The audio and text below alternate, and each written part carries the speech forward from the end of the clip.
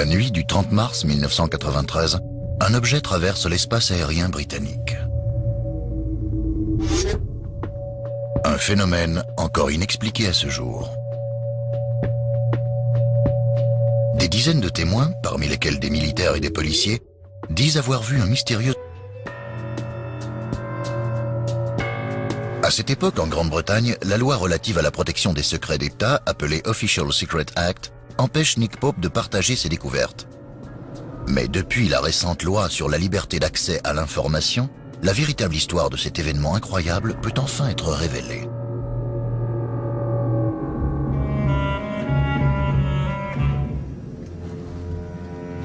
Pendant 3 ans, Nick Pope dirige un service méconnu du ministère de la Défense. Un poste peu convoité. Officiellement, j'étais à la tête du secrétariat Air Staff de A. En clair, il s'agissait du bureau des OVNI.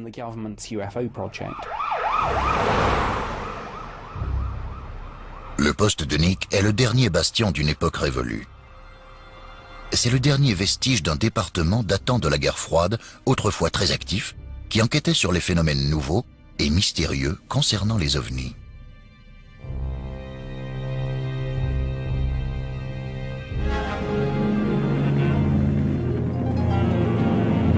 Un projet d'une importance mondiale en matière d'ufologie.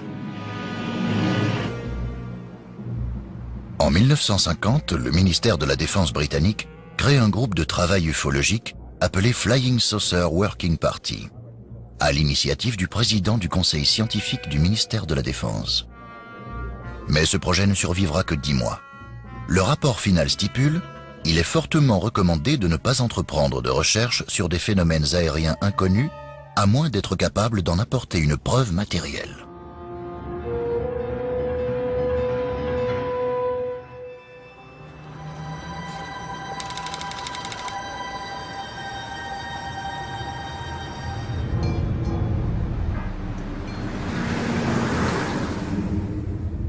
Malgré ce message officiel, le gouvernement britannique continue d'enregistrer les phénomènes inexpliqués et d'enquêter sur les soi-disant ovnis. Contrairement à ce que croient les gens, le gouvernement britannique a dirigé un projet OVNI pendant des dizaines d'années.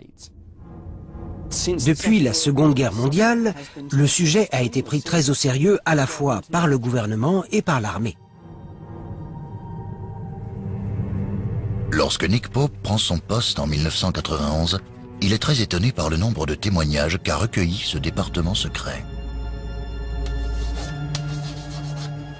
Je recevais 2 ou 3 000 rapports par an, mais j'ai consulté les anciens dossiers et j'ai constaté qu'avant mon arrivée, le service avait stocké près de 10 000 rapports. Au cours de ses 3 premières années de service, Nick reçoit en moyenne 5 rapports d'OVNI par semaine. Dans la plupart des cas, Nick y trouve une explication rationnelle. Mon travail n'était pas de prouver l'existence des extraterrestres. Il consistait à étudier les différents rapports que je recevais concernant les ovnis et apporter la preuve qu'ils ne représentaient aucune menace pour le pays et qu'ils n'étaient donc pas de la responsabilité du ministère de la Défense. Au cours de sa mission, seul un des 10 000 dossiers archivés reste un véritable mystère pour lui. Il s'agit de l'incident de Rendlesham.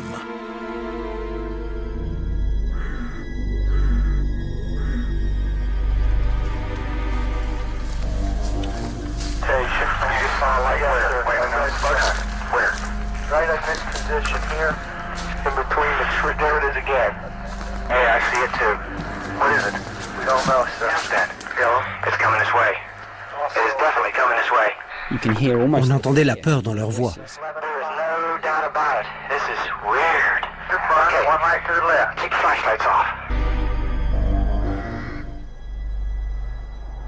La forêt de Rendlesham se situe entre ce qui était, en 1980, les bases aériennes militaires britanniques et américaines de Bentwaters et de Woodbridge dans le Suffolk. Aux premières heures du 26 décembre 1980, 2 militaires américains disent avoir vu des lumières brillantes à travers les arbres. 2 nuits plus tard, les lumières reviennent. Le commandant adjoint de la base, le lieutenant-colonel Charles Halt, a entendu parler de l'apparition d'un ovni et il était sceptique. Il a donc formé une petite équipe pour partir en observation dans la forêt. Pour utiliser ses propres termes, elle avait pour but de démystifier cette histoire irrationnelle.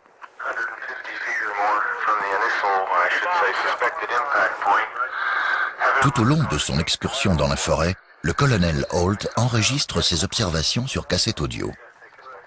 Ce que vous allez entendre est une copie de cet enregistrement.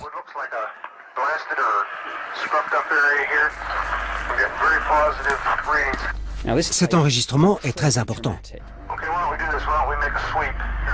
parce qu'il commence tout à fait normalement avec une description de l'opération et des déplacements dans la forêt. Il est calme, très posé, un véritable professionnel. Et puis, progressivement, il se laisse prendre par cette histoire. Il commence à être plutôt tendu, très excité.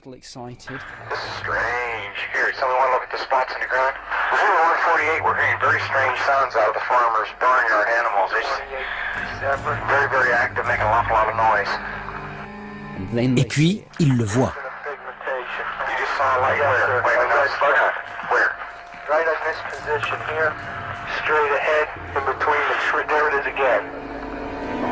Watch, straight ahead off my flash back there.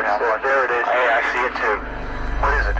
We don't know, sir. So can I get some of it? Yeah, it's a strange, small red light. Looks to be out maybe a quarter to half mile, maybe further out. I'm gonna switch off. The light is gone now. It was approximately 120 degrees from the site. Is it back again? Yes, sir. Oh, that's the flashlight's in. There is no doubt about it. There's some type of strange flashing red light ahead. It's yellow. I saw a yellow tinge in it too. Weird. It appears to be maybe moving a little bit this way. À un moment, la lumière s'est dirigée vers eux et on entendait que la tension commençait à monter. It is definitely coming this way. On entendait presque la peur dans leur voix. Pieces of it are shooting off. There is no doubt about it. This is weird. Okay, one right to the left. Keep the flashlights off. Ils ont commencé à décrire les manœuvres étranges de l'appareil. Pieces are falling off it again. It just moved to the right. Yeah. Off to the right. Strange. Here he comes from the south. He's coming toward us now. Looks like an eye winking at you. Still moving from side to side. Les hommes que vous venez d'entendre sont convaincus qu'il s'agit d'un ovni. Et en tant que militaires d'une base aérienne, ils sont bien placés pour faire la différence entre l'ordinaire et l'extraordinaire. Peu de temps après l'incident, un grand nombre de ces témoins se sont enfermés dans le silence, disant qu'on leur avait demandé de se taire pour une question de sécurité nationale.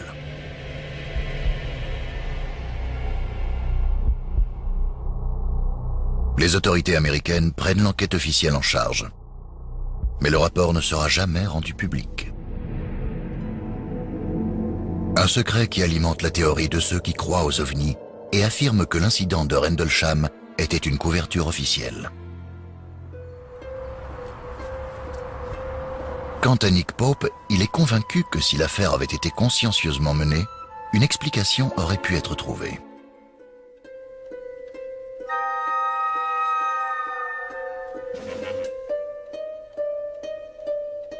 Lorsqu'il prend son poste au département 2A, il jure que si un dossier comme celui de Rendlesham arrivait sur son bureau, il entreprendrait des recherches approfondies.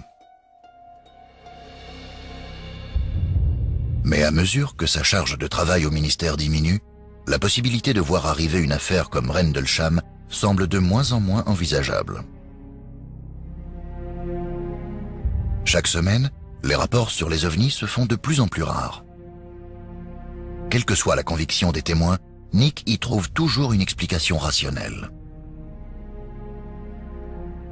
J'ai pris tous les dossiers très au sérieux. Je voulais faire tout mon possible pour résoudre chacun d'entre eux. Et je dirais que j'ai réussi dans 90 ou 95% des cas. Quand je recevais un dossier concernant un ovni, je vérifiais un certain nombre de choses. Par exemple, on connaissait tous les plans de vol des avions militaires ou civils, alors j'essayais de faire le lien entre ces vols et les apparitions d'ovnis. Et la plupart du temps, on trouvait une explication pour la quasi-totalité des dossiers. Il s'agissait souvent d'avions, de ballons-sondes, de satellites, de météores. Les données très fiables du gouvernement et de l'armée permettent à Nick Pope de trouver chaque fois une explication terrestre avec une régularité devenue monotone. Pour ceux qui croient aux ovnis, les enquêtes de Nick Pope sont considérées comme le dernier maillon d'une longue histoire de secrets et de démentis du gouvernement. Mais Nick n'est pas de ceux-là. À chaque nouvelle affaire, son scepticisme face à l'existence des ovnis grandit.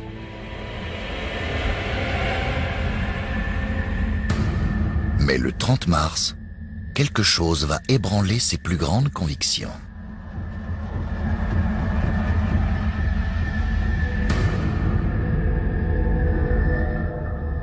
Contre toute attente, Nick Pope se laisse submerger par une apparition inexpliquée qui va le hanter pour toujours.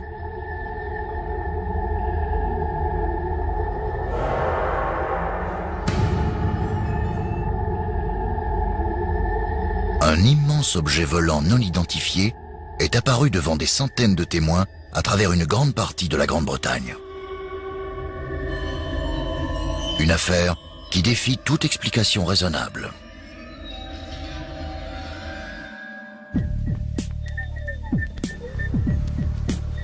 Lorsque Nick arrive à son bureau le matin du 31 mars 1993, il comprend rapidement que ce ne sera pas un jour comme les autres.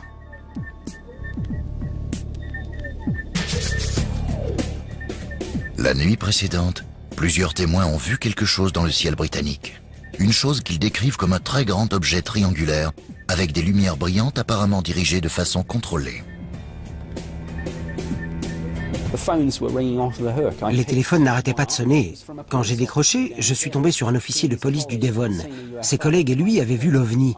J'ai noté tous les détails, comme je le fais toujours, et j'ai raccroché. Et puis, j'ai reçu un autre coup de fil et un autre rapport sur l'OVNI en question. Et ainsi de suite, toute la journée. Les dossiers s'accumulaient au fur et à mesure et tous contenaient les mêmes informations. Et j'ai tout de suite compris que j'avais un événement de première importance entre les mains. Mais contrairement aux affaires habituelles n'impliquant que des témoignages individuels, des rapports provenant des quatre coins du pays s'accumulent sur le bureau de Nick. Des rapports qui contiennent des similarités troublantes. Ce jour-là, je crois que j'avais reçu 50 ou 60 témoignages.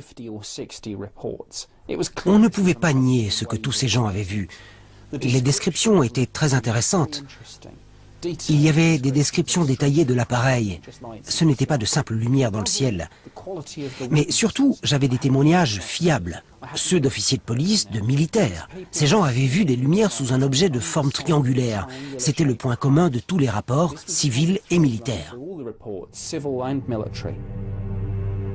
Pendant plusieurs heures, Nick n'a aucune idée de la nature de ce mystérieux objet. Mais il est évident qu'il est hors du commun. Ce qui suit repose sur les rapports rédigés par Nick Pope au ministère de la Défense.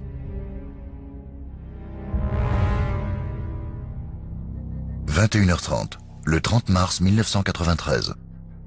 Une série de lumières formant un immense triangle apparaît à l'ouest. En quelques secondes, elle pénètre dans l'espace aérien britannique et traverse les côtes galloises en se dirigeant vers l'intérieur des terres. 22h, le 30 mars 1993. Un officier de police qui est de repos remarque un objet venant du nord volant à basse altitude dans les collines de Quantock du Somerset. Les témoignages de ces personnes sont tellement précis que Nick peut retracer avec précision le parcours du mystérieux objet. Contrairement à tous les soi-disant ovnis sur lesquels il a enquêté dans le passé et qui semblaient apparaître et disparaître au hasard, celui-ci semble avoir un objectif précis. Ce que Nick découvre en retraçant le parcours suivi par le mystérieux objet volant le laisse sans voix. L'objet s'est dirigé droit sur ce qui était à l'époque des bases militaires clés de l'armée britannique. Celles de Cosford, et de Shawbury. Nick estime rapidement que l'appareil est resté dans le ciel britannique pendant 5 heures.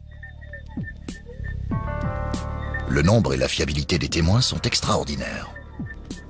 Et tous concordent parfaitement.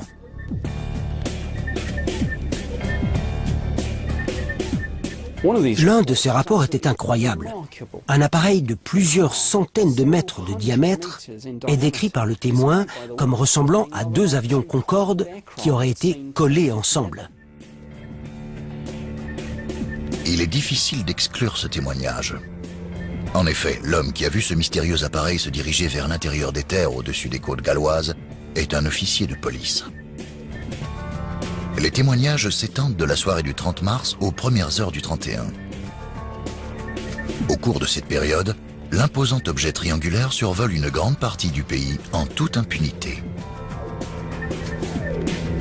1h10 du matin, Liscard dans le Cornwall. L'OVNI est aperçu par un autre officier de police qui le décrit comme un triangle de lumière brillante se dirigeant silencieusement vers le nord. Ce témoignage est confirmé par des rapports similaires peu de temps après dans le Devon et le Cornwall. Ils estiment tous sa vitesse de déplacement supérieure à Mach 2. Mais le plus important n'est pas ce que ces témoins ont vu, mais où ils l'ont vu.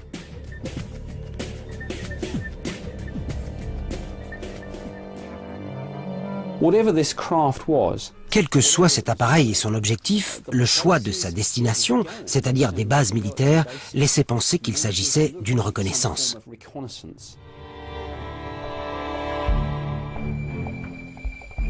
En poursuivant l'étude des différents témoignages, Nick parvient à les regrouper en 2 vagues distinctes.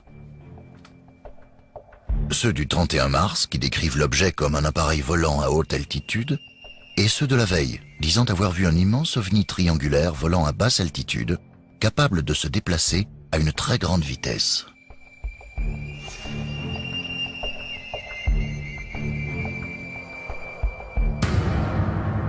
Mais pour Nick, l'éternel sceptique, l'hypothèse d'un escadron d'extraterrestres venus en reconnaissance relève de la science-fiction. Il doit forcément y avoir un élément dans la 60aine de témoignages qui remettrait l'enquête sur le chemin de la réalité. Nick se tourne vers les systèmes radars. Conçus pour détecter la présence de missiles balistiques, ces radars sont capables de repérer au centimètre près un objet se trouvant à des centaines de kilomètres.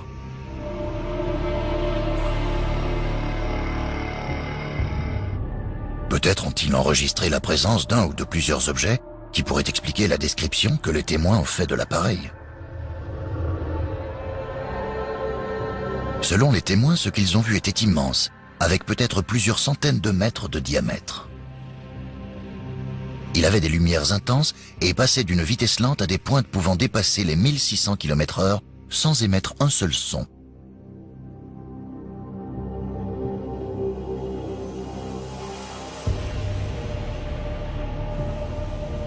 Ce que les témoins ont vu pourrait bien ressembler à ça. Il s'agit d'une formation de satellites en orbite. Elle peut facilement faire penser à un énorme triangle noir, identique aux objets que les témoins ont décrits. La vidéo d'un spécialiste montre à quel point il est facile de prendre un satellite pour un ovni. Parmi les nombreux témoignages concernant des ovnis que Nick a étudiés au ministère de la Défense, des centaines étaient en réalité des satellites. Mais pas cette fois. Les radars confirment que la nuit en question, il n'y avait aucun satellite au-dessus de la Grande-Bretagne correspondant à la description du gigantesque objet triangulaire.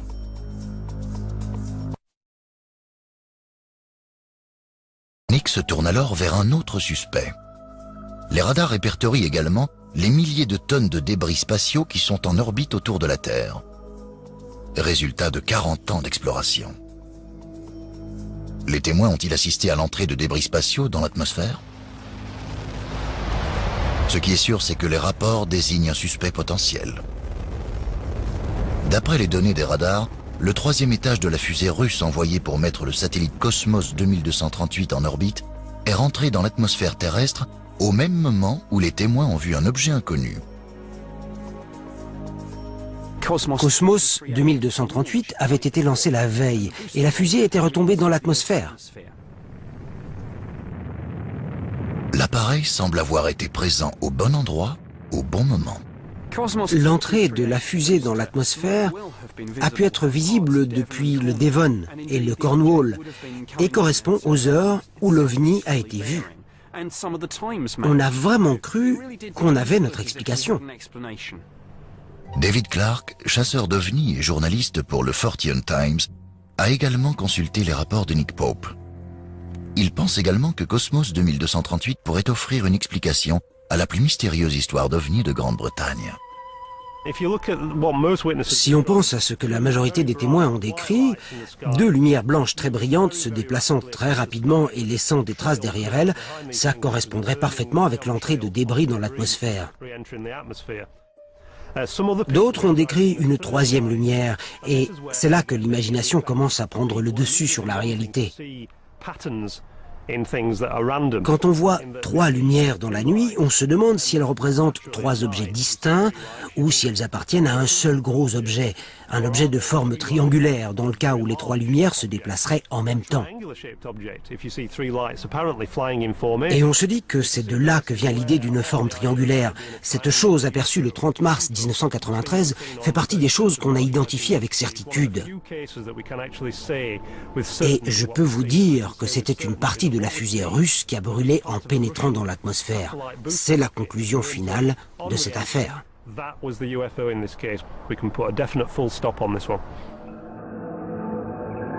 Mais Nick Pope a le pressentiment que cette affaire ne doit pas être bouclée. Une intuition qui va le mettre sur une autre piste. Cosmos 2238 aurait pu expliquer certains témoignages de cette nuit-là, surtout ceux qui l'ont vu à haute altitude à 1h10. Mais ça ne peut pas tout expliquer. Le fait est qu'un appareil a été vu à des heures différentes et que certains ont vu une forme bien particulière volant à basse altitude.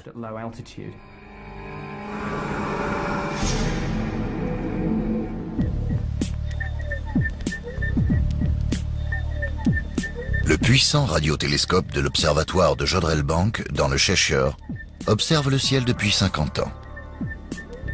Plus récemment, il a été adapté pour repérer tout signe de vie extraterrestre.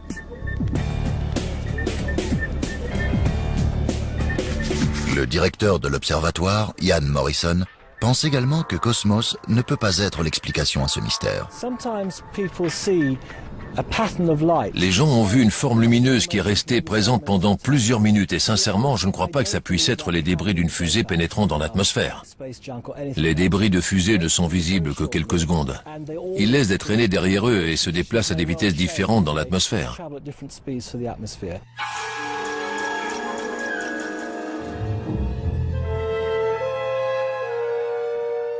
La présence de Cosmos 2238 explique peut-être le fait que des témoins disent avoir vu un ovni volant à haute altitude le 31 mars 1993. Mais elle ne peut pas expliquer les témoignages les plus troublants. L'immense triangle noir volant à basse altitude près des bases militaires plus tôt cette nuit-là.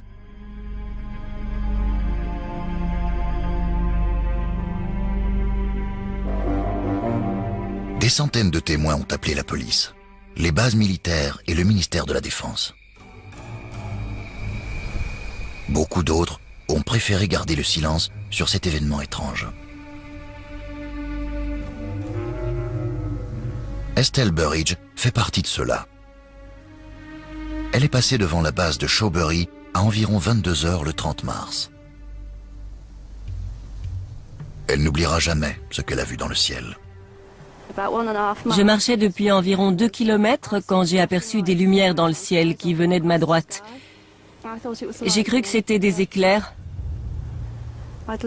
mais en regardant mieux, j'ai remarqué que ces lumières brillantes faisaient un bruit de câbles électriques. C'était une sorte de crépitement. comme des bourdonnements. Alors je me suis dit que ces lumières appartenaient à un seul et même appareil. Je me suis dit, mais qu'est-ce que c'est que ces lumières? On aurait dit un objet triangulaire qui envoyait des signaux réguliers. C'était éblouissant, et en voyant toutes ces lumières, je n'avais qu'une envie, c'était de rentrer chez moi. C'était la première fois que je voyais une chose pareille, et je n'en ai jamais revu depuis. La description d'Estelle concorde avec d'autres témoignages relevés plus au sud. Un objet triangulaire noir et immense, volant à basse altitude et pouvant atteindre des vitesses incroyables. Beaucoup d'éléments rendent cette histoire d'OVNI différente de celle que Nick Pope a étudiée jusque-là. Entre autres, la fiabilité des témoins. Une bonne partie des témoins est classée dans la catégorie spécialiste, qui comprend les militaires et les officiers de police. Ces personnes expérimentées se sont confiées à lui parce qu'il fait partie du ministère de la Défense. Ce qui le surprend le plus, c'est qu'elles aient ressenti le besoin de le dire. Généralement, les militaires ou les membres des forces de l'ordre hésitent à parler d'OVNI par peur du ridicule.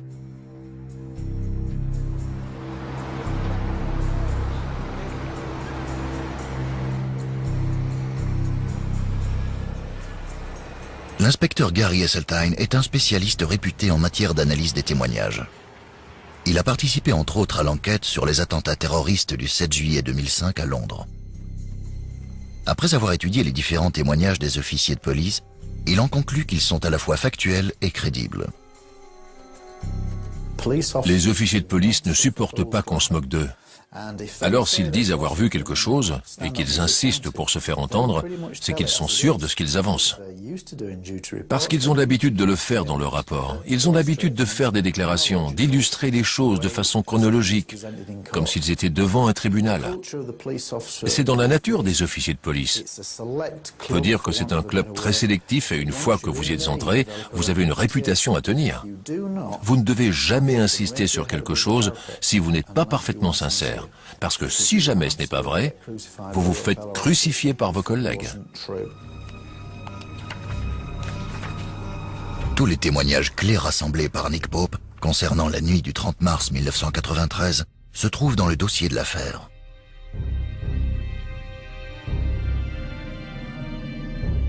Un rapport qui contient un nombre de témoignages fiables jamais atteints par Nick Pope.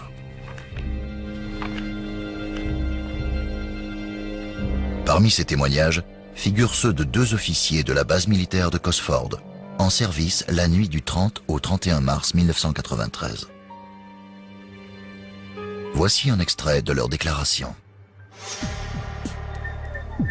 Le 31 mars 1993, j'étais en patrouille sur Leeming Road, près du parking, quand j'ai vu 2 lumières brillantes au-dessus du terrain d'aviation.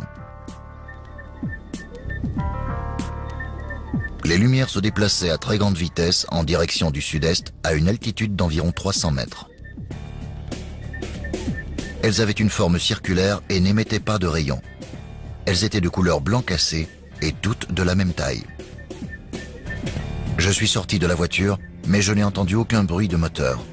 Une légère lueur rouge est apparue au moment où les lumières ont disparu à l'horizon.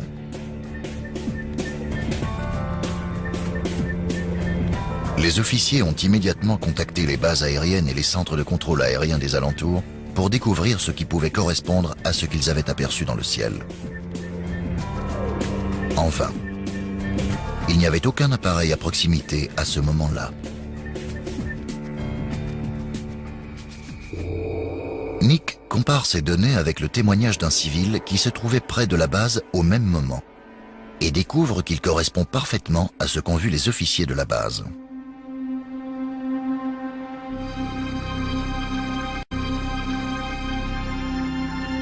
Des lumières blanc cassé correspondant à la description de l'objet volant à une altitude de 250 à 300 mètres. Tout concorde. Un autre témoignage surprenant arrive sur le bureau de Nick. Celui-ci provient de la base aérienne de Shawbury, située à 32 km de celle de Cosford. Le témoin est météorologue. L'appareil s'est déplacé rapidement de la base de Cosford à celle de Shawbury. Il a été vu par le météorologue de service et d'après sa déclaration, il a vu les lumières venir vers lui. Elles passaient au-dessus du terrain d'aviation et volaient probablement à plusieurs centaines de kilomètres par heure, une vitesse largement supérieure à n'importe quel avion. Il a dit que les lumières étaient étroites comme des rayons laser et d'après lui, elles cherchaient quelque chose au sol. Il travaillait comme météorologue depuis 8 ans et il n'avait jamais rien vu de pareil. Un météorologue de la base de Shawbury, 2 officiers de police de la base de Cosford. Des hommes qui ont l'habitude de voir passer des avions au-dessus de leur base. C'est généralement grâce à ce genre de personnes que Nick parvient à résoudre les mystères concernant les objets inconnus. Mais ce qu'ils ont vu la nuit en question n'a rien de comparable à ce qu'ils ont l'habitude de voir. Nick Pope doit déterminer s'il y avait ou non quelque chose au-dessus des bases militaires.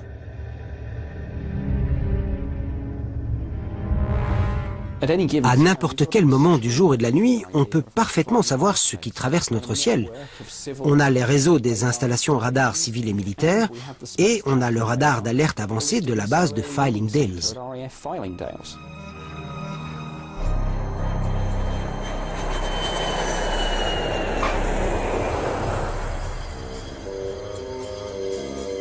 Le centre de contrôle aérien central de Londres à West Drayton a clairement identifié un avion au-dessus de la base de Shawbury. David Clark, chasseur d'ovnis, pense détenir l'explication.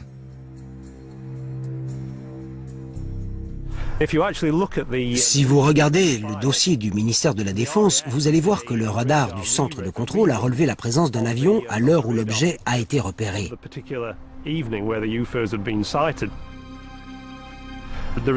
Les résultats qui sont revenus du centre de West Drayton montrent qu'ils ont clairement identifié un avion au-dessus de la base de Shawbury à l'heure exacte de l'incident. C'est écrit noir sur blanc. À 2h40 du matin, un avion survolait la base de Shawbury. Donc, cet ovni a probablement communiqué avec la tour de contrôle. Ce document décrit l'activité aérienne la nuit en question. Je m'étais adressé au centre de contrôle aérien pour savoir ce qui avait traversé notre espace aérien cette nuit-là. On avait toutes les données du centre et on pouvait donc les comparer avec nos témoignages. Cette ligne est intéressante parce qu'elle parle d'un avion qui a survolé Shawbury. Mais on a relevé une information importante dans les 3 derniers chiffres, c'est-à-dire l'altitude.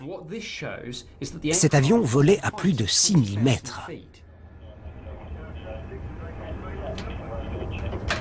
Cette altitude ne correspond pas au témoignage des officiers de la base de Cosford, ni à celui du météorologue de Shawbury.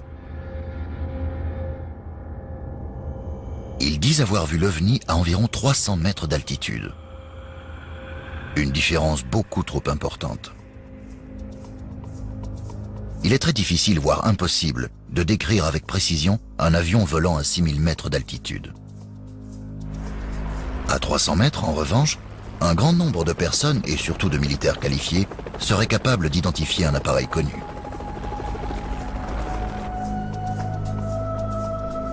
Ces témoins n'auraient jamais risqué leur réputation en signalant la présence d'un ovni avant d'avoir éliminé toutes les explications possibles. Nick sait parfaitement qu'un avion de ligne volant à haute altitude ne peut pas expliquer les différents témoignages à travers tout le pays, sur une période de 5 heures.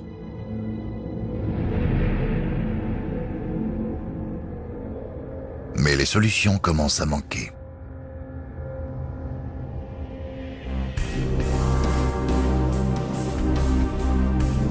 Nick Pope n'a plus qu'une seule piste possible. Ce mystérieux objet pourrait-il être un prototype top secret dont même le personnel des forces aériennes ignorerait l'existence?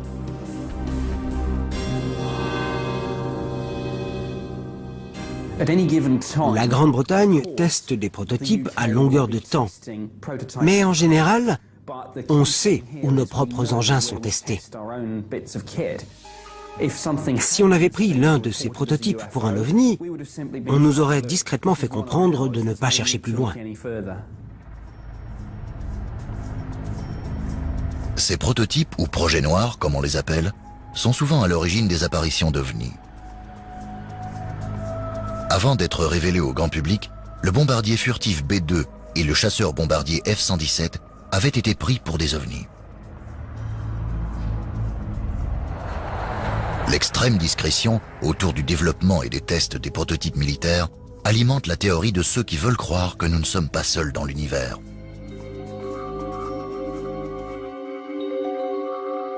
Mais Nick Pope n'en fait pas partie. Il profite donc de son poste privilégié au sein du ministère de la Défense pour poser les bonnes questions aux bonnes personnes. Le gouvernement britannique a-t-il testé un prototype au-dessus des bases aériennes de Cosford et Shawbury la nuit du 30 mars 1993? La réponse qu'il a obtenue est non.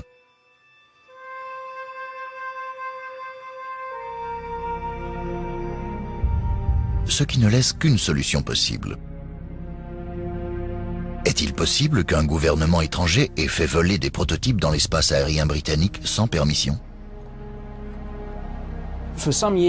Pendant des années, il y a eu des rumeurs disant qu'un avion supersonique secret du nom de Code Aurora aurait été testé par les Américains au-dessus du Royaume-Uni. On a fait une demande auprès de l'ambassade américaine.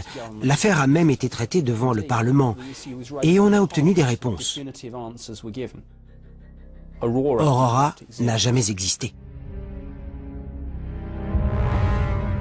Mais Nick préfère vérifier encore une fois. En avril 1993, près d'un mois après l'apparition du mystérieux objet dans le ciel, il entre en contact avec de hauts dirigeants américains. Il espère découvrir s'ils ont organisé une opération secrète dans le ciel britannique. Mon chef de département a écrit à l'ambassade américaine pour savoir s'ils avaient fait voler un appareil qui pourrait expliquer les événements du 30 mars et les rumeurs concernant Aurora. La réponse reçue par Nick est des plus surprenantes. Apparemment, les Américains veulent également savoir si les Britanniques n'ont pas mis en œuvre un nouveau projet noir. Nick comprend que les Américains mènent leur propre enquête sur les événements du 30 mars. En 1993, Nick Pope fait tout ce qu'il peut pour résoudre le mystère de l'objet volant non identifié. Il a posé toutes les questions possibles et à tous les niveaux, que ce soit auprès des citoyens ordinaires ou de témoins expérimentés. Il a examiné les enregistrements des radars et des satellites. Il s'est même directement adressé au gouvernement britannique et américain. Finalement, il découvre que pendant qu'il menait son enquête, les Américains faisaient également des recherches sur d'éventuelles apparitions d'OVNI. Officiellement, les Américains sont sortis de la course aux ovnis en 1969, quand le projet Blue Book a été dissous. Le document qu'on a reçu soulève un élément intrigant. Il dit « Souvenez-vous que ma requête précédente était motivée par une question de notre attaché militaire à Washington, cherchant à savoir si le Royaume-Uni avait des projets noirs en cours. » Ce qui veut dire qu'alors qu'on demandait aux Américains s'ils avaient envoyé des prototypes secrets dans le ciel britannique, les autorités américaines menaient également une enquête sur les ovnis et cherchaient à savoir si le Royaume-Uni pouvait expliquer ce qui avait été vu. Le dossier complet de l'enquête conduite par Nick Pope nous a été transmis. Mais il manque une copie de la lettre envoyée par les Américains. Le ministère de la Défense ne nie pas l'existence de la lettre, mais ne peut pas expliquer sa disparition du dossier de Nick Pope.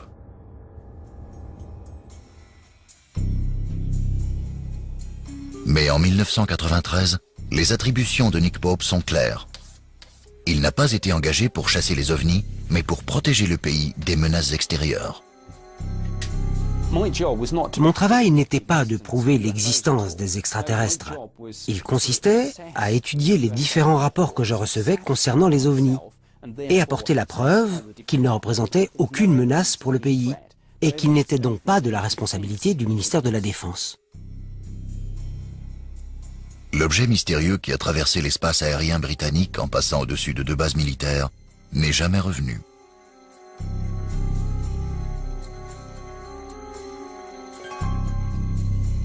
Cet incident n'est donc pas considéré comme représentant une menace pour la sécurité du pays. Au grand désespoir de Nick Pope, l'affaire est classée. Il doit rédiger son rapport final. Et comme dans l'affaire de Rendlesham, beaucoup de questions restent sans réponse. Type d'appareil, inconnu. Origine de l'appareil, inconnu. Objectif des occupants, inconnu.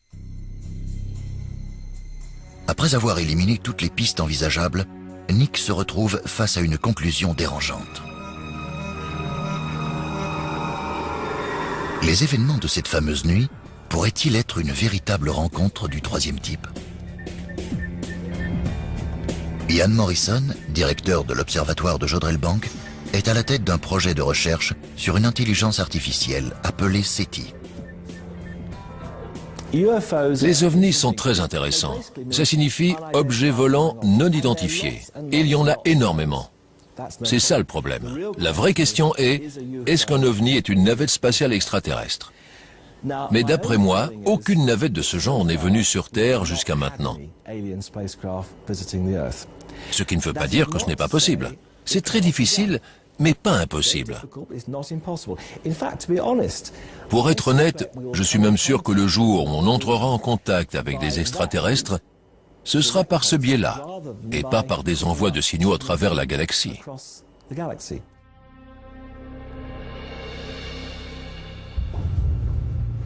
Nick Pope quitte son poste au secrétariat 2A en 1994 pour un autre poste au sein du ministère de la Défense.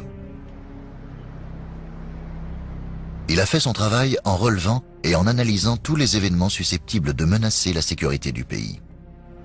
Mais il n'a pas trouvé l'explication rationnelle qu'il aurait souhaité. Depuis, cette affaire ne quitte plus son esprit. J'ai mené cette enquête avec l'esprit très ouvert. Je voulais résoudre cette affaire comme toutes celles sur lesquelles j'avais enquêté. Mais au bout du compte, j'ai dû admettre qu'aucune des solutions habituelles ne faisait l'affaire. C'était une sorte d'appareil d'origine inconnue. Je ne sais pas ce que c'était. Nick Pope vit avec le sentiment désagréable que l'affaire s'est terminée à son départ. Mais officiellement, il ne pouvait rien faire. Heureusement, grâce à la récente loi sur la liberté d'accès à l'information, les éléments de l'enquête de Nick Pope ont pu enfin être révélés. Au milieu des différents documents se trouve un dossier secret. Un résumé de son enquête, écrit pour et approuvé par les supérieurs de Nick Pope. C'est du jamais vu dans les dossiers top secrets du ministère de la Défense. Il est dit, en résumé, il semblerait qu'il y ait des preuves qu'un objet ou des objets non identifiés d'origine inconnue aient survolé le Royaume-Uni.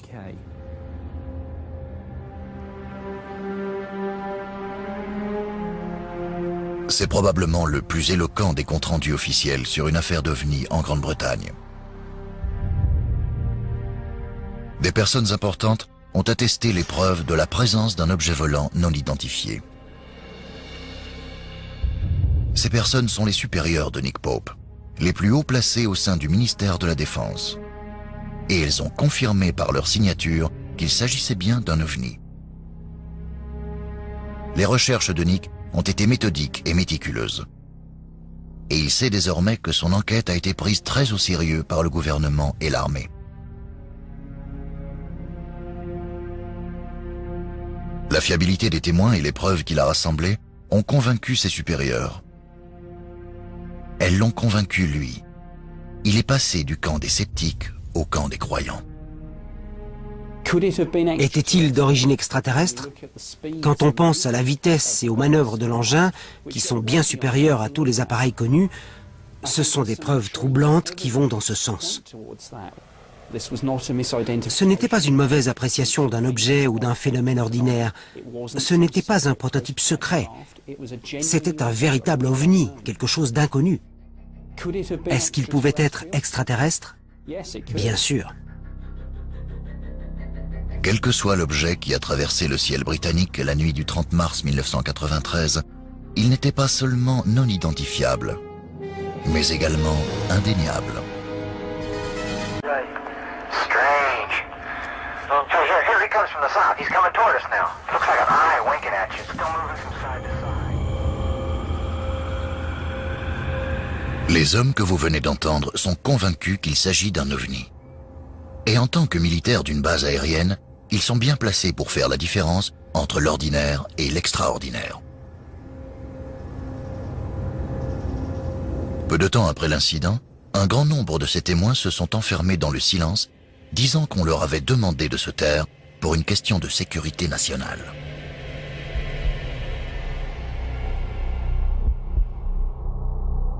Les autorités américaines prennent l'enquête officielle en charge. Mais le rapport ne sera jamais rendu public.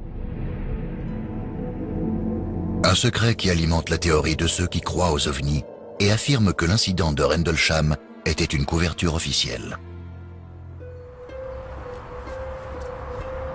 Quant à Nick Pope, il est convaincu que si l'affaire avait été consciencieusement menée, une explication aurait pu être trouvée.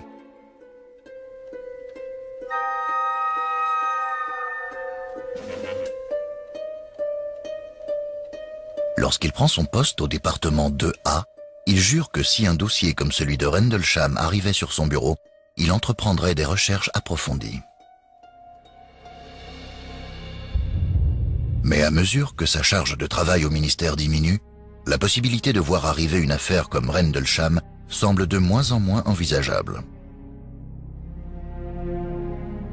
Chaque semaine, les rapports sur les ovnis se font de plus en plus rares. Quelle que soit la conviction des témoins, Nick y trouve toujours une explication rationnelle. J'ai pris tous les dossiers très au sérieux. Je voulais faire tout mon possible pour résoudre chacun d'entre eux. Et je dirais que j'ai réussi dans 90 ou 95% des cas. Quand je recevais un dossier concernant un ovni, je vérifiais un certain nombre de choses. Par exemple, on connaissait tous les plans de vol des avions militaires ou civils, alors j'essayais de faire le lien entre ces vols et les apparitions d'ovnis. Et la plupart du temps, on trouvait une explication pour la quasi-totalité des dossiers. Il s'agissait souvent d'avions, de ballons-sondes, de satellites, de météores. Les données très fiables du gouvernement et de l'armée permettent à Nick Pope de trouver chaque fois une explication terrestre avec une régularité devenue monotone. Pour ceux qui croient aux ovnis, les enquêtes de Nick Pope sont considérées comme le dernier maillon d'une longue histoire de secrets et de démentis du gouvernement. Mais Nick n'est pas de ceux-là. À chaque nouvelle affaire, son scepticisme face à l'existence des ovnis grandit.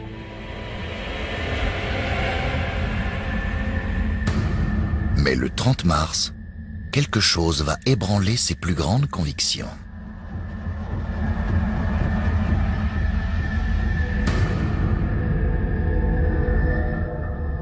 Contre toute attente, Nick Pope se laisse submerger par une apparition inexpliquée qui va le hanter pour toujours.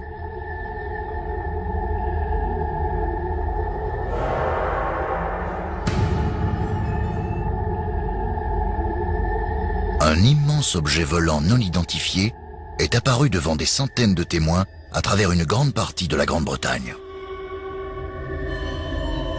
Une affaire qui défie toute explication raisonnable.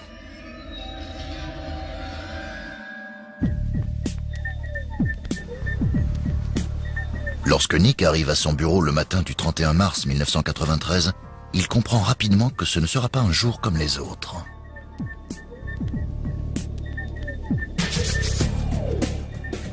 La nuit précédente, plusieurs témoins ont vu quelque chose dans le ciel britannique.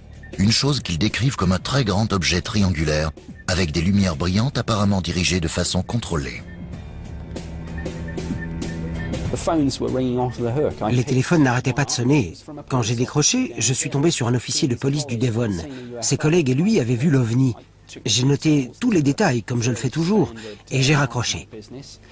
Et puis, j'ai reçu un autre coup de fil et un autre rapport sur l'OVNI en question.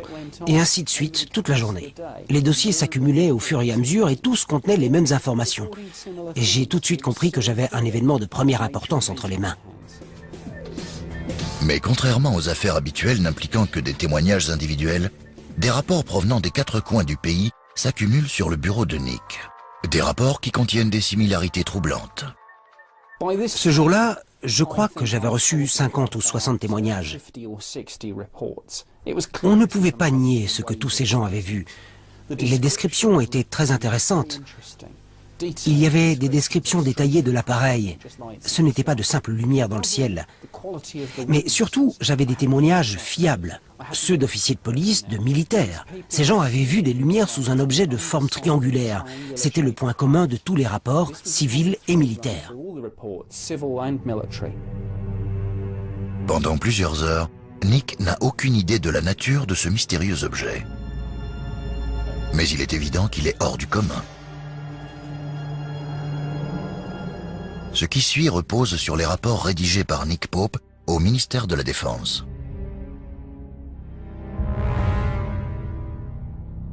« 21h30, le 30 mars 1993.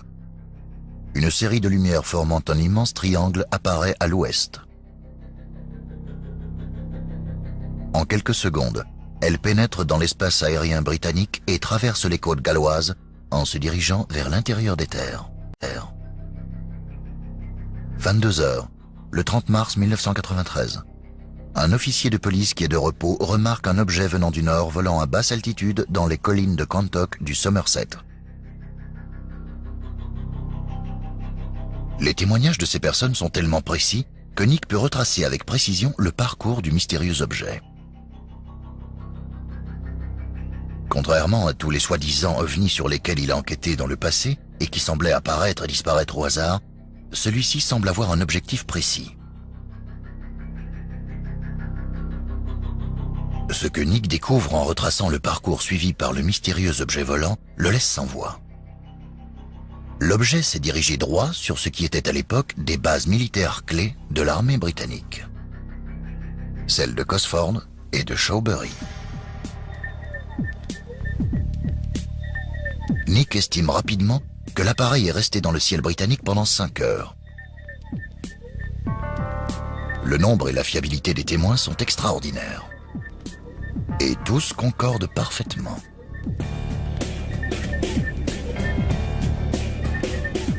L'un de ces rapports était incroyable.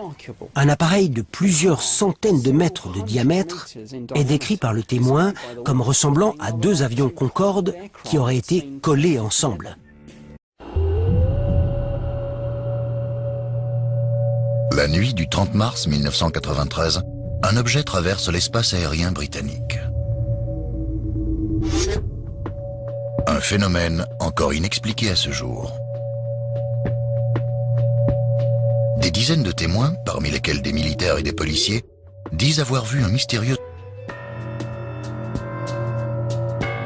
À cette époque, en Grande-Bretagne, la loi relative à la protection des secrets d'État, appelée Official Secret Act, empêche Nick Pope de partager ses découvertes. Mais depuis la récente loi sur la liberté d'accès à l'information, la véritable histoire de cet événement incroyable peut enfin être révélée.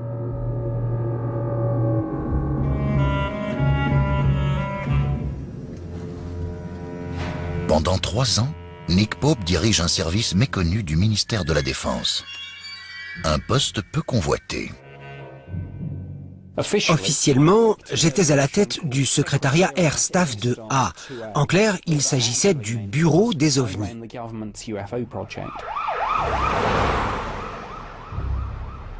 Le poste de Nick est le dernier bastion d'une époque révolue. C'est le dernier vestige d'un département datant de la guerre froide, autrefois très actif, qui enquêtait sur les phénomènes nouveaux et mystérieux concernant les ovnis.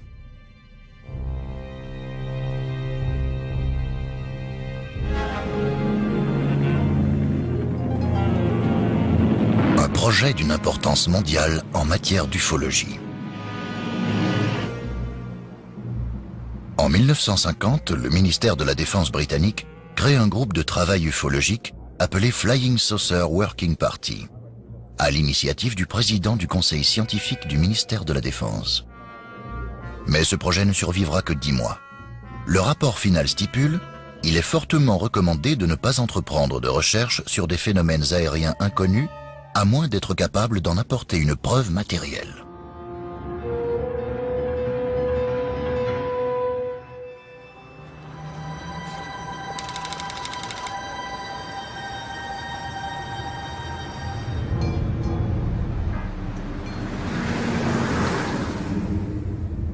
Malgré ce message officiel, le gouvernement britannique continue d'enregistrer les phénomènes inexpliqués et d'enquêter sur les soi-disant ovnis. Contrairement à ce que croient les gens, le gouvernement britannique a dirigé un projet OVNI pendant des dizaines d'années. Depuis la Seconde Guerre mondiale, le sujet a été pris très au sérieux à la fois par le gouvernement et par l'armée. Lorsque Nick Pope prend son poste en 1991, il est très étonné par le nombre de témoignages qu'a recueilli ce département secret. Je recevais 2 ou 3 000 rapports par an, mais j'ai consulté les anciens dossiers et j'ai constaté qu'avant mon arrivée, le service avait stocké près de 10 000 rapports.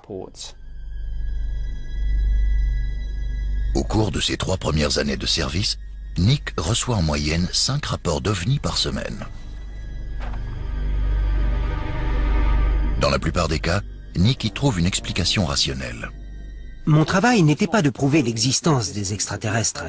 Il consistait à étudier les différents rapports que je recevais concernant les ovnis et apporter la preuve qu'ils ne représentaient aucune menace pour le pays et qu'ils n'étaient donc pas de la responsabilité du ministère de la Défense. Au cours de sa mission, seul un des 10 000 dossiers archivés reste un véritable mystère pour lui. Il s'agit de l'incident de Rendlesham.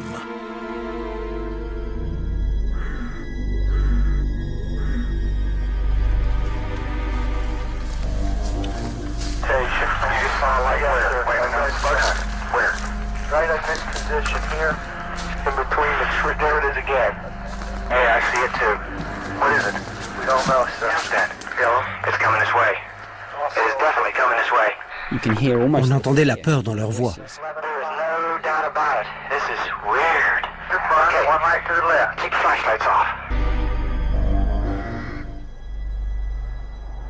La forêt de Rendlesham se situe entre ce qui était, en 1980, les bases aériennes militaires britanniques et américaines de Bentwaters et de Woodbridge dans le Suffolk.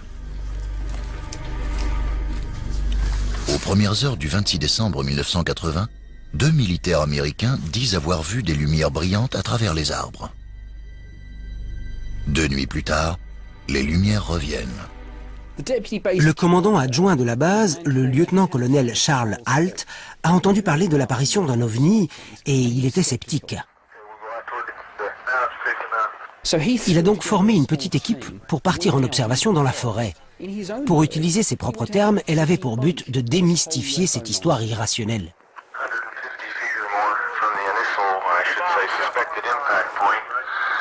Tout au long de son excursion dans la forêt, le colonel Holt enregistre ses observations sur cassette audio. Ce que vous allez entendre est une copie de cet enregistrement.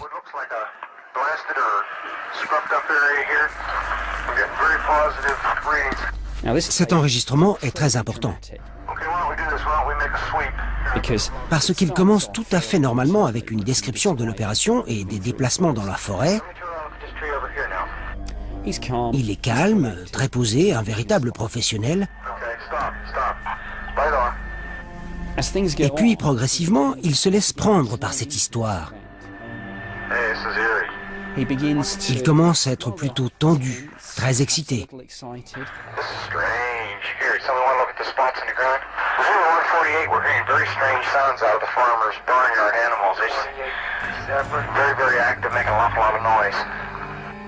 Et puis, il le voit.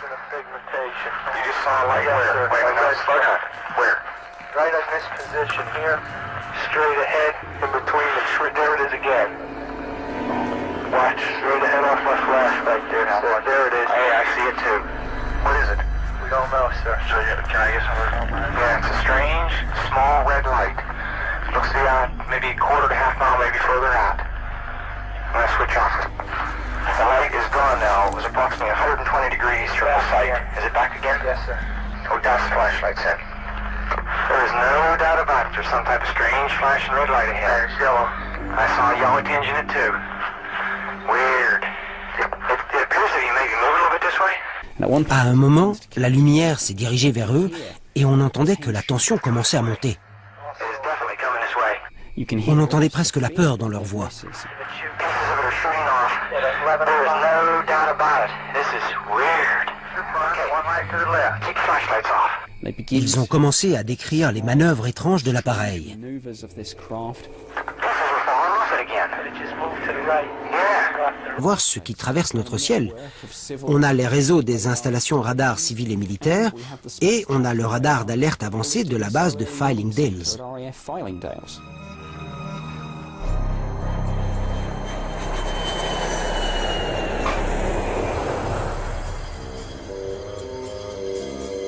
Le centre de contrôle aérien central de Londres, à West Drayton, a clairement identifié un avion au-dessus de la base de Shawbury. David Clark, chasseur d'ovnis, pense détenir l'explication.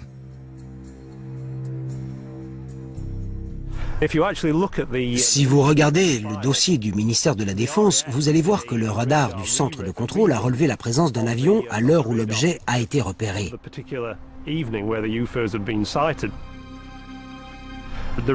Les résultats qui sont revenus du centre de West Drayton montrent qu'ils ont clairement identifié un avion au-dessus de la base de Shawbury à l'heure exacte de l'incident. C'est écrit noir sur blanc. À 2h40 du matin, un avion survolait la base de Shawbury. Donc, cet ovni a probablement communiqué avec la tour de contrôle. Ce document décrit l'activité aérienne la nuit en question. Je m'étais adressé au centre de contrôle aérien pour savoir ce qui avait traversé notre espace aérien cette nuit-là. On avait toutes les données du centre et on pouvait donc les comparer avec nos témoignages. Cette ligne est intéressante parce qu'elle parle d'un avion qui a survolé Shawbury. Mais on a relevé une information importante dans les 3 derniers chiffres, c'est-à-dire l'altitude. Cet avion volait à plus de 6000 mètres. Cette altitude ne correspond pas au témoignage des officiers de la base de Cosford, ni à celui du météorologue de Shawbury. Ils disent avoir vu l'OVNI à environ 300 mètres d'altitude. Une différence beaucoup trop importante. Il est très difficile, voire impossible, de décrire avec précision un avion volant à 6000 mètres d'altitude. À 300 mètres, en revanche, un grand nombre de personnes, et surtout de militaires qualifiés, seraient capables d'identifier un appareil connu.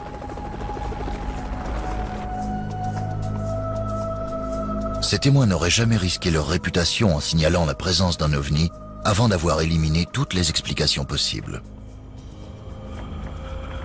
Nick sait parfaitement qu'un avion de ligne volant à haute altitude ne peut pas expliquer les différents témoignages à travers tout le pays, sur une période de 5 heures.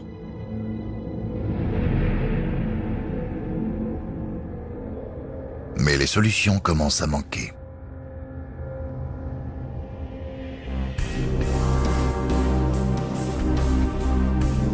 Nick Pope n'a plus qu'une seule piste possible.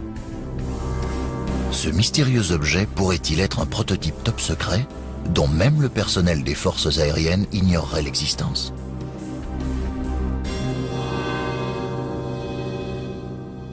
La Grande-Bretagne teste des prototypes à longueur de temps. Mais en général, on sait où nos propres engins sont testés.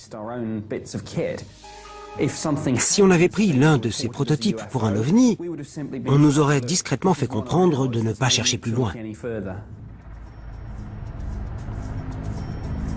Ces prototypes, ou projets noirs, comme on les appelle, sont souvent à l'origine des apparitions d'ovnis.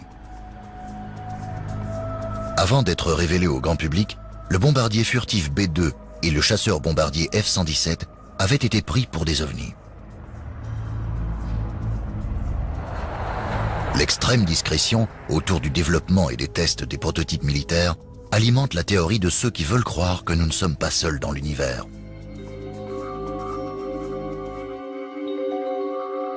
Mais Nick Pope n'en fait pas partie. Il profite donc de son poste privilégié au sein du ministère de la Défense pour poser les bonnes questions aux bonnes personnes. Le gouvernement britannique a-t-il testé un prototype au-dessus des bases aériennes de Cosford et Shawbury la nuit du 30 mars 1993 ? La réponse qu'il a obtenue est non.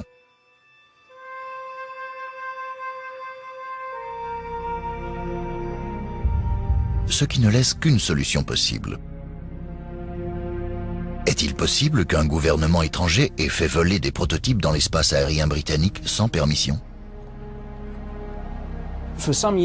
Pendant des années, il y a eu des rumeurs disant qu'un avion supersonique secret du nom de code Aurora aurait été testé par les Américains au-dessus du Royaume-Uni. On a fait une demande auprès de l'ambassade américaine.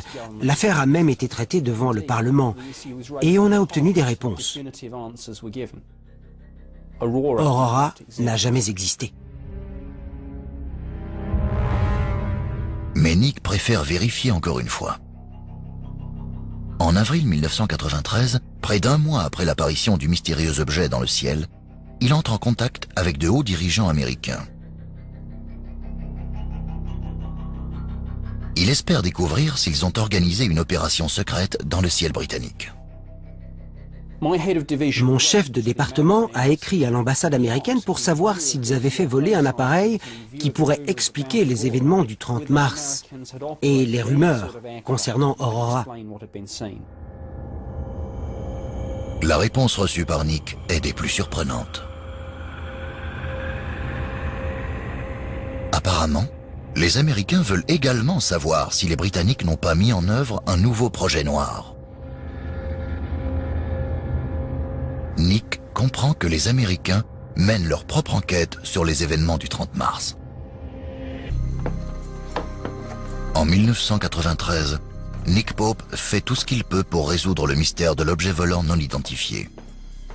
Il a posé toutes les questions possibles et à tous les niveaux, que ce soit auprès des citoyens ordinaires ou de témoins expérimentés. Il a examiné les enregistrements des radars et des satellites. Il s'est même directement adressé au gouvernement britannique et américain. Finalement, il découvre que pendant qu'il menait son enquête, les Américains faisaient également des recherches sur d'éventuelles apparitions d'OVNI. Officiellement, les Américains sont sortis de la course aux ovnis en 1969, quand le projet Blue Book a été dissous. Le document qu'on a reçu soulève un élément intrigant. Il dit « Souvenez-vous que ma requête précédente était motivée par une question de notre attaché militaire à Washington, cherchant à savoir si le Royaume-Uni avait des projets noirs en cours. » Ce qui veut dire qu'alors qu'on demandait aux Américains s'ils avaient envoyé des prototypes secrets dans le ciel britannique, les autorités placent à des vitesses différentes dans l'atmosphère.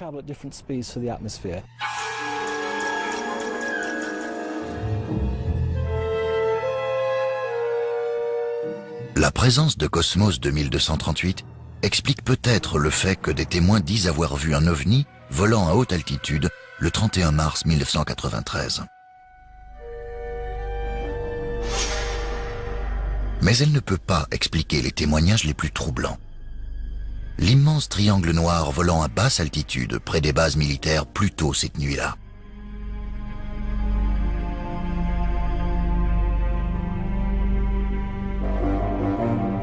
Des centaines de témoins ont appelé la police, les bases militaires et le ministère de la Défense. Beaucoup d'autres ont préféré garder le silence sur cet événement étrange. Estelle Burridge fait partie de ceux-là. Elle est passée devant la base de Shawbury à environ 22 h le 30 mars. Elle n'oubliera jamais ce qu'elle a vu dans le ciel. Je marchais depuis environ 2 kilomètres quand j'ai aperçu des lumières dans le ciel qui venaient de ma droite. J'ai cru que c'était des éclairs. Mais en regardant mieux, j'ai remarqué que ces lumières brillantes faisaient un bruit de câbles électriques. C'était une sorte de crépitement, comme des bourdonnements. Alors je me suis dit que ces lumières appartenaient à un seul et même appareil. Je me suis dit, mais qu'est-ce que c'est que ces lumières? On aurait dit un objet triangulaire qui envoyait des signaux réguliers. C'était éblouissant, et en voyant toutes ces lumières, je n'avais qu'une envie, c'était de rentrer chez moi. C'était la première fois que je voyais une chose pareille, et je n'en ai jamais revu depuis. La description d'Estelle concorde avec d'autres témoignages relevés plus au sud. Un objet triangulaire noir et immense, volant à basse altitude et pouvant atteindre des vitesses incroyables. Beaucoup d'éléments rendent cette histoire d'OVNI différente de celle que Nick Pope a étudiée jusque-là. Entre autres, la fiabilité des témoins. Une bonne partie des témoins est classée dans la catégorie spécialiste, qui comprend les militaires et les officiers de police. Ces personnes expérimentées se sont confiées à lui parce qu'il fait partie du ministère de la Défense. Ce qui le surprend le plus, c'est qu'elles aient ressenti le besoin de le dire. Généralement, les militaires ou les membres des forces de l'ordre hésitent à parler d'OVNI par peur du ridicule.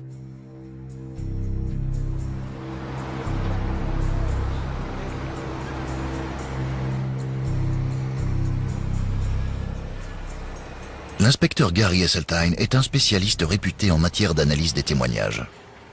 Il a participé entre autres à l'enquête sur les attentats terroristes du 7 juillet 2005 à Londres. Après avoir étudié les différents témoignages des officiers de police, il en conclut qu'ils sont à la fois factuels et crédibles. Les officiers de police ne supportent pas qu'on se moque d'eux. Alors s'ils disent avoir vu quelque chose et qu'ils insistent pour se faire entendre, c'est qu'ils sont sûrs de ce qu'ils avancent. Parce qu'ils ont l'habitude de le faire dans leur rapport. Ils ont l'habitude de faire des déclarations, d'illustrer les choses de façon chronologique, comme s'ils étaient devant un tribunal. C'est dans la nature des officiers de police. On peut dire que c'est un club très sélectif et une fois que vous y êtes entré, vous avez une réputation à tenir. Vous ne devez jamais insister sur quelque chose si vous n'êtes pas parfaitement sincère. Parce que si jamais ce n'est pas vrai, vous vous faites crucifier par vos collègues. Tous les témoignages clés rassemblés par Nick Pope concernant la nuit du 30 mars 1993 se trouvent dans le dossier de l'affaire.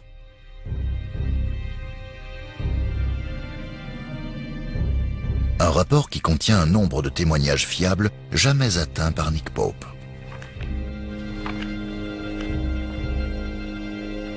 Parmi ces témoignages figurent ceux de 2 officiers de la base militaire de Cosford, en service la nuit du 30 au 31 mars 1993. Voici un extrait de leur déclaration. Le 31 mars 1993, j'étais en patrouille sur Leeming Road, près du parking, quand j'ai vu 2 lumières brillantes au-dessus du terrain d'aviation.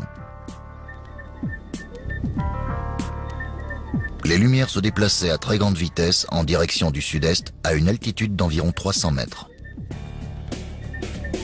Elles avaient une forme circulaire et n'émettaient pas de rayons. Elles étaient de couleur blanc cassé et toutes de la même taille. Je suis sorti de la voiture, mais je n'ai entendu aucun bruit de moteur. Une légère lueur rouge est apparue au moment où les lumières ont disparu à l'horizon.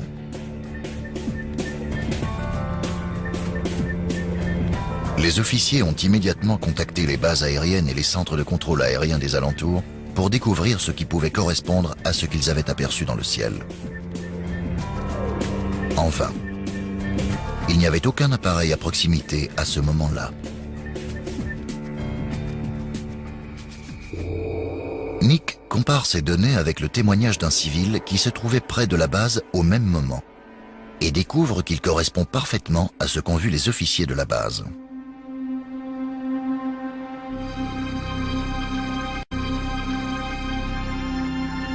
Des lumières blanc cassé correspondant à la description de l'objet volant à une altitude de 250 à 300 mètres. Tout concorde. Un autre témoignage surprenant arrive sur le bureau de Nick.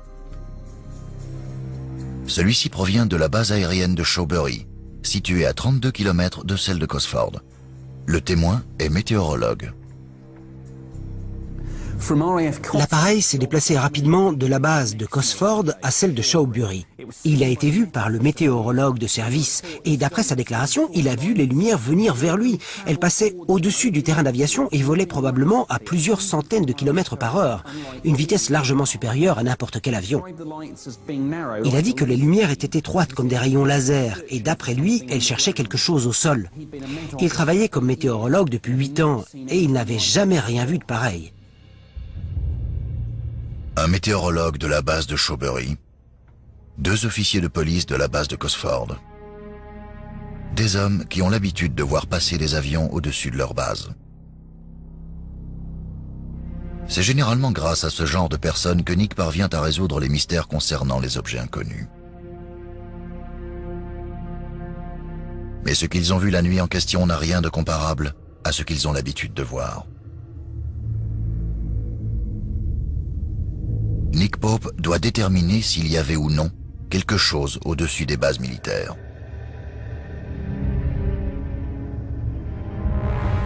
À n'importe quel moment du jour et de la nuit, on peut parfaitement savoir. Il est difficile d'exclure ce témoignage. En effet, l'homme qui a vu ce mystérieux appareil se diriger vers l'intérieur des terres au-dessus des côtes galloises est un officier de police. Les témoignages s'étendent de la soirée du 30 mars aux premières heures du 31. Au cours de cette période, l'imposant objet triangulaire survole une grande partie du pays en toute impunité. 1h10 du matin, Liscard dans le Cornwall. L'OVNI est aperçu par un autre officier de police qui le décrit comme un triangle de lumière brillante se dirigeant silencieusement vers le nord. Ce témoignage est confirmé par des rapports similaires peu de temps après dans le Devon et le Cornwall. Ils estiment tous sa vitesse de déplacement supérieure à Mach 2. Mais le plus important n'est pas ce que ces témoins ont vu, mais où ils l'ont vu.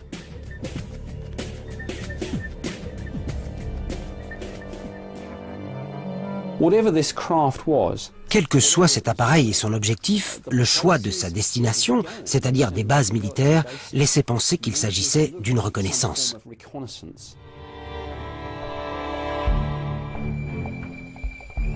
En poursuivant l'étude des différents témoignages, Nick parvient à les regrouper en 2 vagues distinctes.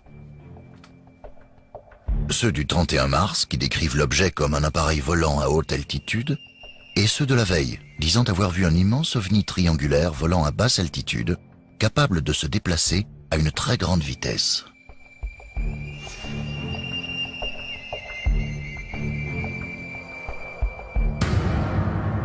Mais pour Nick, l'éternel sceptique, l'hypothèse d'un escadron d'extraterrestres venus en reconnaissance relève de la science-fiction. Il doit forcément y avoir un élément dans la soixantaine de témoignages qui remettrait l'enquête sur le chemin de la réalité.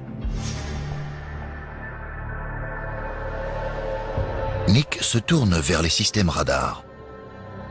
Conçus pour détecter la présence de missiles balistiques, ces radars sont capables de repérer au centimètre près un objet se trouvant à des centaines de kilomètres.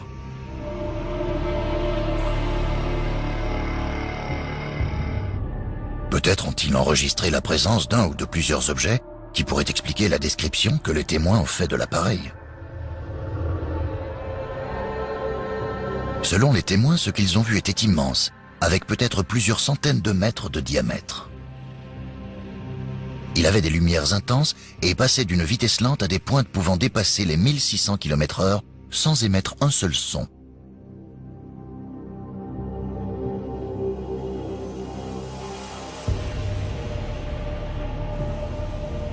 Ce que les témoins ont vu pourrait bien ressembler à ça. Il s'agit d'une formation de satellites en orbite. Elle peut facilement faire penser à un énorme triangle noir, identique aux objets que les témoins ont décrits. La vidéo d'un spécialiste montre à quel point il est facile de prendre un satellite pour un ovni. Parmi les nombreux témoignages concernant des ovnis que Nick a étudiés au ministère de la Défense, des centaines étaient en réalité des satellites. Mais pas cette fois. Les radars confirment que la nuit en question, il n'y avait aucun satellite au-dessus de la Grande-Bretagne correspondant à la description du gigantesque objet triangulaire.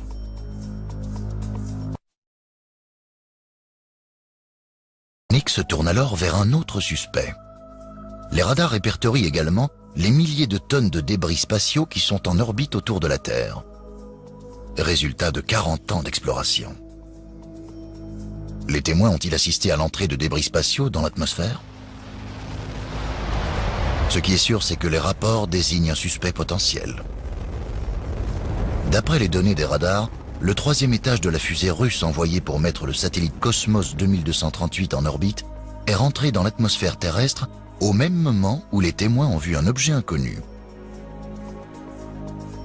Cosmos 2238 avait été lancé la veille et la fusée était retombée dans l'atmosphère. L'appareil semble avoir été présent au bon endroit, au bon moment. L'entrée de la fusée dans l'atmosphère a pu être visible depuis le Devon et le Cornwall et correspond aux heures où l'OVNI a été vu. On a vraiment cru qu'on avait notre explication. David Clark, chasseur d'OVNI et journaliste pour le Fortean Times, a également consulté les rapports de Nick Pope. Il pense également que Cosmos 2238 pourrait offrir une explication à la plus mystérieuse histoire d'OVNI de Grande-Bretagne. Si on pense à ce que la majorité des témoins ont décrit, 2 lumières blanches très brillantes se déplaçant très rapidement et laissant des traces derrière elles, ça correspondrait parfaitement avec l'entrée de débris dans l'atmosphère. D'autres ont décrit une 3e lumière, et c'est là que l'imagination commence à prendre le dessus sur la réalité. Quand on voit 3 lumières dans la nuit, on se demande si elles représentent 3 objets distincts ou si elles appartiennent à un seul gros objet, un objet de forme triangulaire, dans le cas où les 3 lumières se déplaceraient en même temps. Et on se dit que c'est de là que vient l'idée d'une forme triangulaire. Cette chose aperçue le 30 mars 1993 fait partie des choses qu'on a identifiées avec certitude. Et je peux vous dire que c'était une partie de la fusée russe qui a brûlé en pénétrant dans l'atmosphère. C'est la conclusion finale de cette affaire.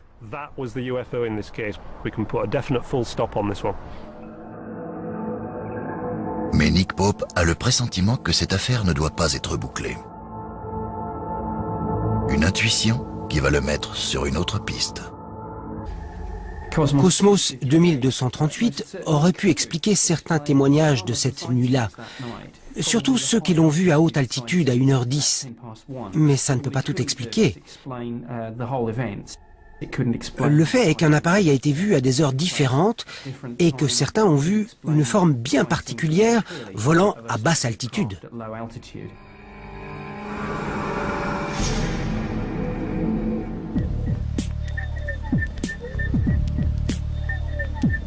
Le puissant radiotélescope de l'observatoire de Jodrell Bank, dans le Cheshire, observe le ciel depuis 50 ans.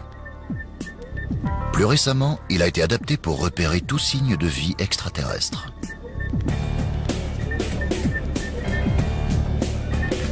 Le directeur de l'observatoire, Ian Morrison, pense également que Cosmos ne peut pas être l'explication à ce mystère.